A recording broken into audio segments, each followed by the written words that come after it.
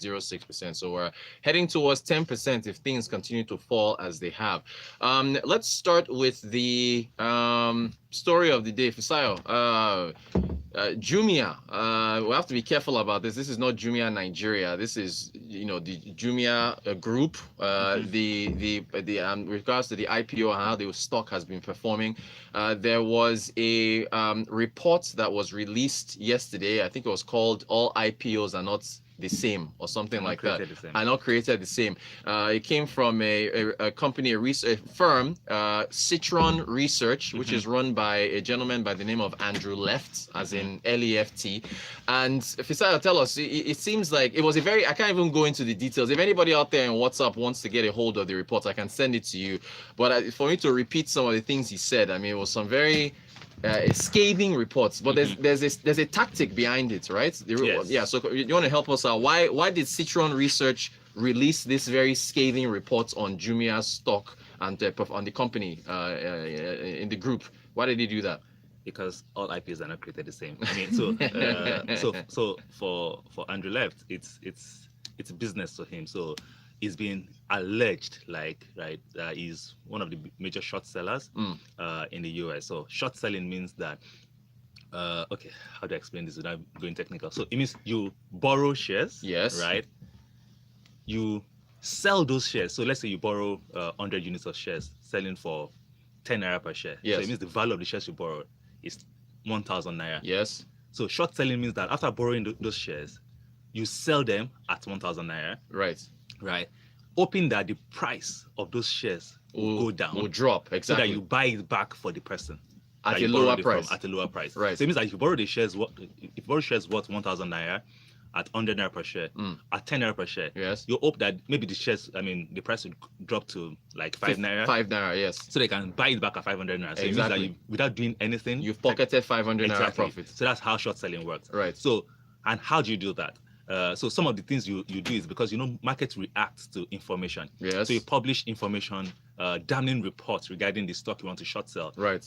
And you're able to do that. So I was telling someone after the second Boeing incident, I knew that short sellers would have a party because right, guys, this thing is dropping. Is going to drop, and then they'll just borrow and then take actions, and profit from some of those things. But in this situation, it's the research firm that is trying to profit from the situation by publishing report that is meant to, to a large extent mislead in investors, use some really, not necessarily deep rooted in any form of research or something. Just publish high falutin words to discredit the organization, hoping that the shares will drop and then you can profit from it. So I think that's what is happening with Citron, and I think it's unethical, but can be legal. Exactly. All right. So thank you for explaining that. So now we've seen why he's doing this. Now the stock did drop. The Jumia stock dropped almost 20% on the US stock exchange yesterday. So the stock was affected, and this guy has a reputation for affecting the markets. Well, so we'll see how that goes. He's been in the past. He's been sued by certain companies that he's published these results about this research report. So we'll see whether Jumia is going to retaliate. But okay, Ibrahim, I see your WhatsApp message. Ibrahim is asking for the report. Again, anybody who wants it on WhatsApp, I will send it to you because honestly, I can't repeat some of the things that he said in that report. So I'm taking note of all your. I think Debo also is asking for it. Everybody that's requesting it on WhatsApp, I will send it to you individually so you can read the reports, like a 10 or 12 page report. So he also mentions Nigeria and a number of other things there. All right, so we move on from that. Okay, wait. So just Fisayo, do you expect any of that to affect Jumia Nigeria? I don't think so. No, it doesn't affect shouldn't affect anything but again, here. Because the stock is less in the US. Right. It fits the narrative that Nigeria is corrupt. Nigeria is everything. Nigeria is fraudulent. Yeah, he mentioned some of those things there as well. So when you publish a report that suggests any form of fraudulent activities going on in Africa or in Nigeria specifically, US investors will definitely react. So there's some reputational damage you might suffer from that. Okay, cool. All right, thank you for that, Fisayo. Okay, let's move on to this company called Grid. The founder Adefola Amo, founder and CEO of Intercab. Okay, so Intercab, of course, is ride sharing, competitor with Bolt and Taxify and so on. He also has Grid, which is supposed to be a location software that is supposed to allow individuals to. Why are you making a face already? That's supposed to allow individuals to be located on a map if they want things delivered to them. Yes. So he had an interview with Business Day. He was. I like the tech. I like what he's doing. What do you think about what he's trying to do here as far as Grid is concerned? As far as Grid is concerned, I think it's getting overflogged. I think that Google, what 3 words? Yeah. Quite a number of people have solutions already addressing some of these concerns. So I don't think it's a problem. Okay, but let's explain for our listeners how it works. So you stand in front of a location, Abi? Exactly. So you're saying you stand in front of a house or your location where you are. Yes. Take a picture of yourself, right, or of that location, and upload it, so that once anybody's trying to locate you, you can see the picture of where you are. And to give some kind of code or something like that. Like postcode or zip code. Right. So it gives you a code to that particular location. That's exactly what Reward does. But on that, what Reward at giving the code to everywhere on Earth before now. Right. So it means that this location has its own code. So all I need to just do is to look for where I am, and then the code or the 3 words. Yeah.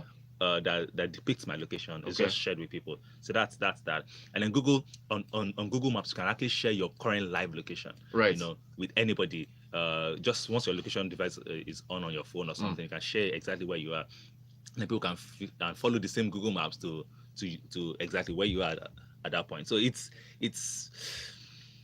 an interesting thing, but you're saying a lot of people have done it already. Yeah, it's been over. So you don't think? I have a quick story about sharing locations. I was supposed to go out on a date months ago, and I was running late, right? And I kept lying to my date. Oh, I'm here, I'm coming. She now said share your location on Google and let me know where exactly you are. So I knew that she would catch me, so I didn't share it. But I see what you're saying. Yeah. The point is that other people are already using the tech. Exactly. But what can't it be improved? Is it because Google is such a big player that you think there's no need for anybody else to be doing this? I mean, because he makes the point in his interview, that's again Adefola Amo, that as a person, if you're a local person here living in an indigene, you should be able, because there are many places in Lagos, for example, all parts of Nigeria that don't show up on maps. So he thinks he can exploit that. But you're saying that they're already doing it. And so if I share the location with you and then the place doesn't show up on the maps, how would anybody get there?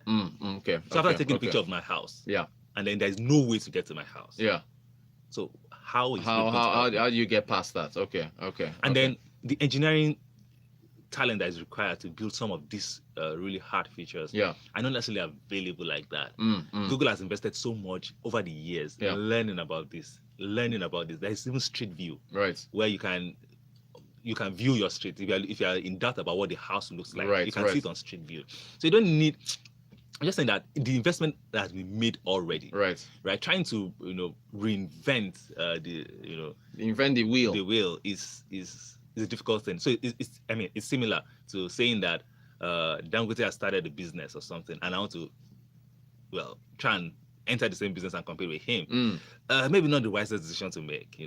So that for me is why you don't think is okay. All right, okay. But again, it's a great attempt. Yeah. So it's trying. It's good to see our guys doing this. All right. Speaking of Google, Valentine wanted me to give a shout out to Taiwo Kola Ogunlade, who is a trading coordinator for Google West Africa. He's the head of communications and public relations. Quick story: Valentine went for training at Google. I think Ayo and a bunch of other folks at Smooth went for the training. Valentine forgot his charger or something like that. He left the training place, the location after training was over, went home, realized his charger was gone, and Mr. Taiwo Kola Ogunlade, again, training coordinator at Google West Africa, head of communications, gave him a new charger. He told him to go to another location in Ikoyi or somewhere, and Valentine got a brand new charger. Valentine was so happy, and he waited specifically for us to give him this shout out on Tech Friday instead of Valentine giving him the shout out in the morning. So, Mr. Taiwo Kola Ogunlade, thank you very much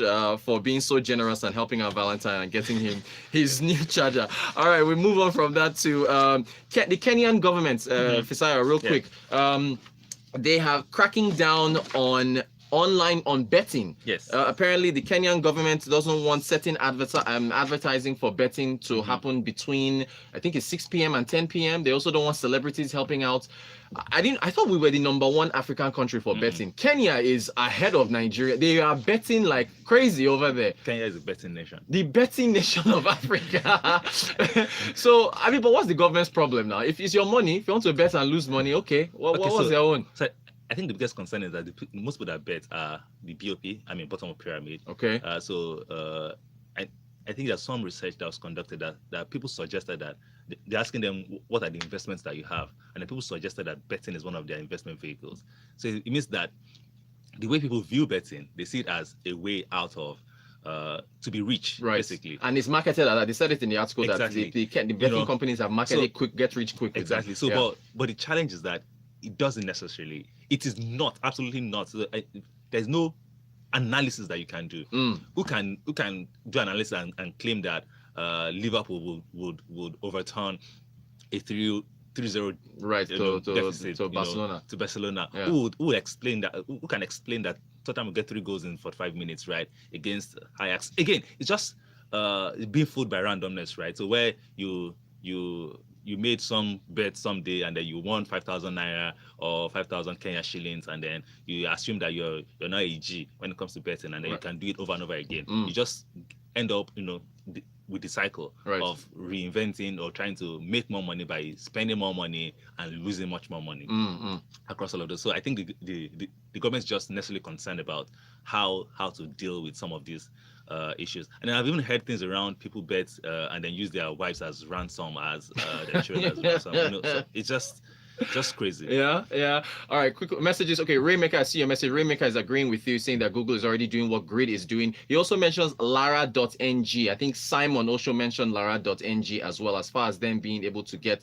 so as far as the locations are concerned. Let's see that. Jay is saying I shouldn't be lying to my dates about where I am. But you see, Jay, that's what technology does. And if you're trying to lie and everything, technology is about transparency. So, and by the way, Shay, every month, Google sends you a report of where you've traveled around, exactly. Right? Yeah. So for all of you out there with your husbands and wives, if you are not honest about where you've been, you can check the Google report. Exactly. Check the Google monthly report. I am seeing all your messages. We're wrapping up now. I will send you the report. Every single person has asked for it on WhatsApp. If you don't have it by the end of today, send us a message again and let me know if you didn't get it. But I will make sure every one of you get that report. It is a really heavy eye opener on Jumia. And also, when you get the report, let me know if you agree with some of the things that they wrote in it as well. Fisayo, thank you so much for joining us. I appreciate you coming on Business But thank you all for your messages. I promise you'll all get that report. And okay, next up is some really nice music, and then 30 minutes from now, freshly pressed. Thank you, Vax.